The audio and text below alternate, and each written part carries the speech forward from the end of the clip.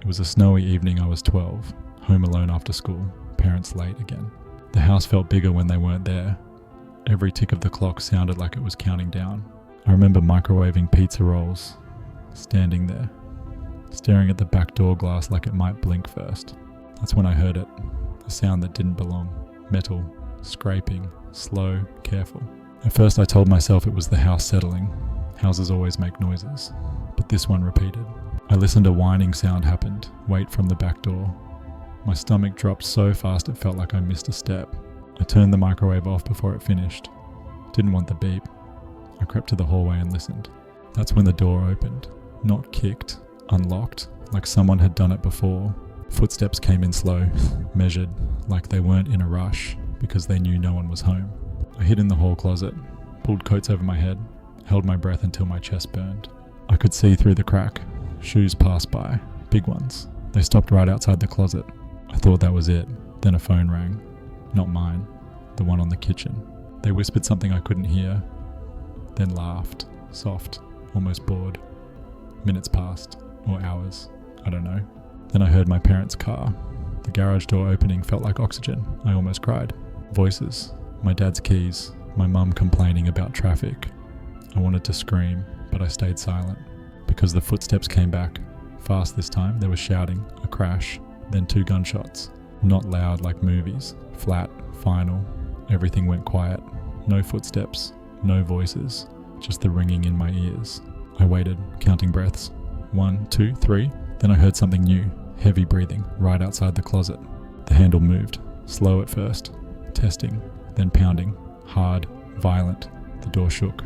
The coats fell, and whatever was on the other side leaned in close and whispered my name. I was 11, middle seat, family road trip, no bathroom breaks. Back of the car smelled like fast food and warm plastic. We'd been driving all day. Same road, same trees, same sky that never seemed to change colour. My dad said we were almost there 3 different times. My mum stopped answering when I asked how much longer. The sun went down without me noticing. That's when the gas light came on. We pulled off the highway into a gas station that looked older than the road itself. 1 pump, 1 building, no other cars. The sign buzzed. Half the letters were burned out. My parents got out to fill up, told me to stay in the car. I was exhausted, the kind where your eyes hurt just being open. I leaned my head against the window, watched moths hit the light above the pump, listened to the click, click, click of gas filling the tank. I closed my eyes. Just for a second, when I woke up, the car was still running. That felt wrong immediately. I sat up. We were still at the pump. Same spot, same buzzing sign, but the lights were off. The gas station building was dark, closed, no cars, no people. I looked at the front seats, empty. The doors were still locked. I checked my phone, no signal, the time didn't load. I pressed my face to the window. The pump hose was still connected, frozen mid-fill.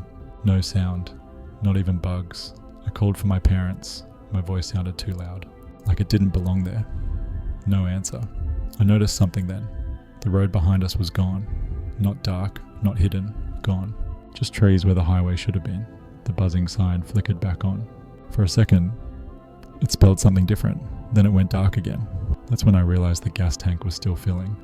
And no matter how long I waited, it never stopped. I woke up to a quiet house. Not sleeping quiet, empty quiet.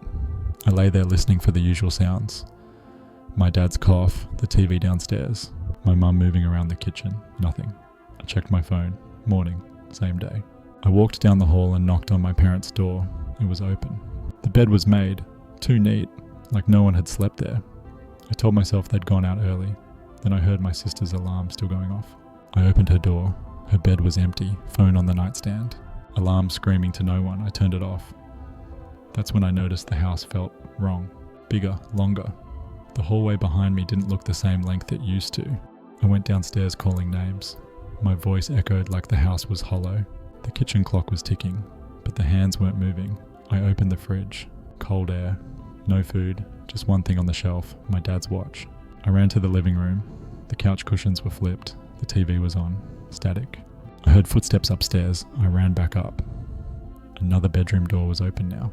One that hadn't been before. Inside was my brother's room, but it wasn't his stuff anymore. The walls were stained dark. The smell hit me late. I backed away. That's when the lights went out.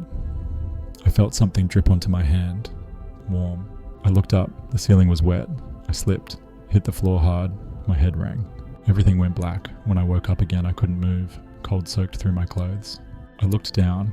I was lying on the kitchen floor, in a puddle of blood. Not all of it was mine. And the clock above me finally started ticking again. Make sure you subscribe to Creep Hour. Comment a horror story. If it's good enough, it might be in the next video.